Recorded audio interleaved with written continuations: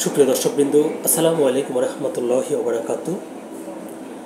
পৃথিবীতে যে কোনো জাতির বর্তমান এবং ভবিষ্যৎ ইতিহাসের উপর ভিত্তি করে দাঁড়িয়ে থাকে।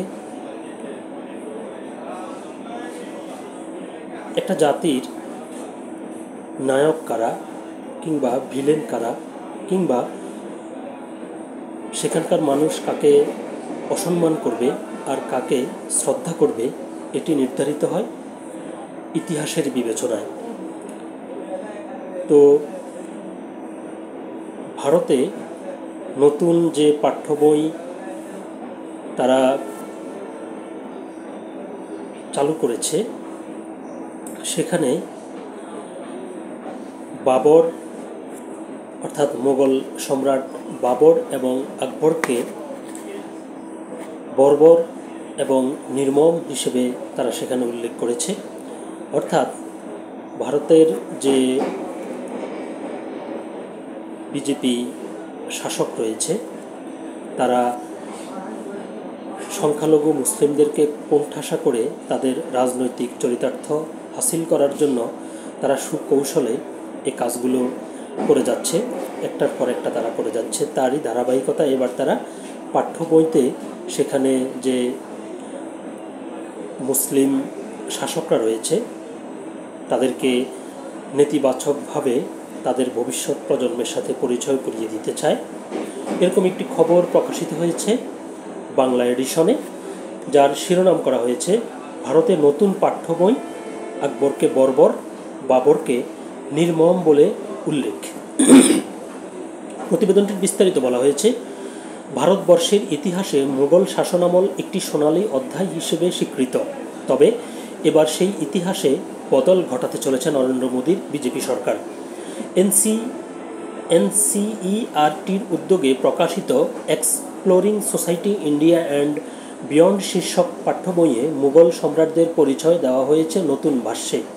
অষ্টম শ্রেণীর এই ইতিহাস বইয়ে আগে যেখানে আকবরের পরিচয় ছিল মহামতি হিসেবে, সেখানে নতুন মুদ্রণে তাকে বিশেষায়িত করা হয়েছে একই সঙ্গে সহনশীল ও বর্বর হিসেবে। এবার থেকে তিনি ও তার শাসনকাল পরিচিত হবে এই দুই বিপরীত ধর্মী বিশেষণে। আর তার পিতা বাবরকে বলা হয়েছে নিষ্ঠুর নির্মম বিজেতা।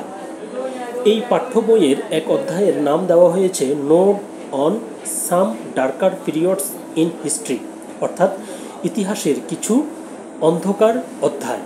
এই অংশে যুদ্ধ, দমন, পীড়ন, শাসনগত নিষ্ঠুরতা ও সহিংসতার ঘটনাগুলোকে বিশেষভাবে তুলে ধরা হয়েছে। পাঠ্য বইয়ে বলা হয়েছে, অতীতের এসব ঘটনার জন্য বর্তমান প্রজন্মকে দায়ী না করে শিক্ষার্থীদের উচিত এগুলোর ঐতিহাসিক প্রেক্ষাপট বোঝা। বইটিতে বলা হয়েছে, বাবর ছিলেন একদিকে সংস্কৃতি মনস্ক ও বুদ্ধিজীবী, অন্যদিকে ছিলেন রক্তপিপাসু বিজেতা। তিনি শহর দখলের পর সমগ্র জনগণকে হত্যা করেছিলেন, শিশু ও নারীদের দাসত্ব আবদ্ধ করেন এবং মৃত মানুষের মাথার খুলি দিয়ে তোরণ নির্মাণ করেন। অন্যদিকে আকবরকে ইতিহাসে এতদিন মহামতি হিসেবে প্রশংসিত করা হলেও নতুন পাঠ্য বইয়ের ভাষ্য অনুযায়ী তিনি একই সঙ্গে সহিষ্ণু এবং বর্বর ছিলেন। বইতে বলা হয়, তিনি প্রশাসনে অমুসলিমদের সংখ্যালঘুতে পরিণত করেন এবং চিত্তরগড় অভিযানকালে 30,000 নিরস্ত্র নাগরিক হত্যার নির্দেশ দেন। পাশাপাশি উল্লেখ রয়েছে জিজিয়া কর। এরও বলা হয়েছে এটি ছিল অমুসলিমদের জন্য এক ধরনের অর্থনৈতিক ও ধর্মীয় চাপ। বইয়ে ব্যাখ্যা করা হয়েছে, এই কর মূলত অমুসলিমদের রক্ষা ও সৈন্যবাহিনীতে অংশগ্রহণ না করার শর্তে বসানো হলেও বাস্তবে তা হয়ে উঠেছিল ধর্মান্তরের প্ররোচক ও অসম্মানজনক এক কর ব্যবস্থা। নবম মোগল সম্রাট আওরঙ্গজেবকে এই বইয়ে চিত্রিত করা হয়েছে নির্মম সামরিক শাসক হিসেবে। বলা হয়েছে, তিনি একের পর এক মন্দির ও গুরুদ্বার ধ্বংস করেছেন এবং তার শাসনকাল ছিল সংখ্যালঘুদের উপর চরম দমন পীড়নের সময়। মোগল শাসকদের নিষ্ঠুর হিসেবে তুলে ধরার পাশাপাশি বইটিতে স্থান পেয়েছে প্রতিরোধ, বীরত্ব ও সাংস্কৃতিক পাঞ্চাঞ্চল্যের ইতিহাস। তুলে ধরা হয়েছে মারাঠা, অহোম, রাজপুত ও শিখদের বীরত্বগাথা। উল্লেখ রয়েছে জাট, ভিল, গোল্ড, সাঁওতাল ও কোচদের মতো উপজাতি গোষ্ঠীর, যারা কখনো নিজেদের এলাকা রক্ষায় পিছপা হননি। ছত্রপতি শিবাজিকে বর্ণনা করা হয়েছে দুর্দান্ত কৌশলী নেতা হিসেবে, যিনি হিন্দু মূল্যবোধকে পতাকা তুলে ধরার পাশাপাশি অন্য ধর্মকেও সম্মান জানাতেন। পাশাপাশি আহিল্যা বাই হোলকার, তারাবাঈর মতো নেতাদের দূরদর্শী নেতৃত্ব এবং সাংস্কৃতিক রাজনৈতিক অবদানও পাঠ্য বইয়ে গুরুত্ব সহকারে আলোচিত হয়েছে।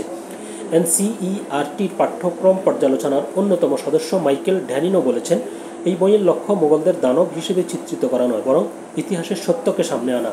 ভারতের কেন্দ্রীয় মন্ত্রী বি.এল. ভার্মা বলেছেন, মোগলরা দীর্ঘ সময় ধরে ভারত রাজত্ব করেছে, সেই সময়কালে কী ঘটেছে তা জানা নতুন প্রজন্মের অধিকার। সবাইকে সত্য মেনে নিতে হবে, তবে ঐতিহাসিক ভাষ্যকে রাজনৈতিক দৃষ্টিকোণ থেকে পুনর্লিখনের প্রয়াস বলেও সমালোচনা করেছেন অনেক ইতিহাসবিদ ও বিশ্লেষক। তাদের মতে ইতিহাসের পুনর্বিন্যাসে সতর্কতা ও নিরপেক্ষতা জরুরি, যাতে অতীত শিক্ষা হয়ে ওঠে বিভাজনের নয়, বরং সংহতির মাধ্যম। তো মূল প্রতিবেদনটি এ পর্যন্তই ছিল। যেটি বলতে হয় সেটি হচ্ছে, যদি কেউ ধর্মকে রাজনৈতিক হাতিয়ার হিসেবে ব্যবহার করে নিজের রাষ্ট্রের মধ্যে বিভাজন সৃষ্টি করে, তাহলে অবশ্যই একসময় সেটি মুখ থুবড়ে পড়ে এবং যেসব রাজনৈতিক নেতারা এই ধরনের খায়েশ থেকে তাদের গদি টিকিয়ে রাখার চেষ্টা করেন, একসময় তারা ইতিহাসে আস্তাকুঁড়ে নিক্ষিপ্ত হন। তাদের এই প্রচেষ্টা ভবিষ্যতেই নির্ধারিত হবে তাদের এই সিদ্ধান্ত সঠিক না ভুল। সকলে ভালো থাকবেন, সুস্থ থাকবেন। আল্লাহ হাফেজ।